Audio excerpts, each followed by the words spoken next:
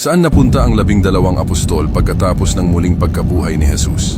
Ang 12 apostol ay nagkalat sa sinaunang mundo upang ipalaganap ang kanyang mensahe. Nagpunta si Pedro sa Antioch, pagkatapos ay sa Roma. Dito ay ipinako siya ng patiwarik. Si Andres ay naglakbay sa Scythia at Greece at ipinako sa krus sa Patras. Si Santiago, ang mas dakila, ay nangaral sa Espanya, ngunit namartir sa pamamagitan ng espada sa Jerusalem. Si Juan ay nanatili sa Efeso, ipinatapon sa Patmos at natural na namatay. Si Felipe ay pumunta sa Phrygia sa Asia Minor, ipinako sa krus ng patiwarik. Nakarating si Bartholomew sa Armenia at India, ipinako at doon pinugutan ng ulo. Si Tomas ay nangaral sa Persia at India at doon tinusok ng mga sibat. Si Mateo ay ipinakalat ang ebanghelyo sa Ethiopia, doon sinaksak hanggang mamatay. Si Santiago naman ay nanatili sa Jerusalem, itinapon mula sa templo. Si Tadeo at Judas ay naglakbay sa Syria at Mesopotamia at namartyred sa Beirut. Si Simon, ang masigasig, ay nangaral sa North Africa, pinatay sa Persia. Si Matthias na pumalit kay Judas ay pumunta sa rehiyon ng Caspian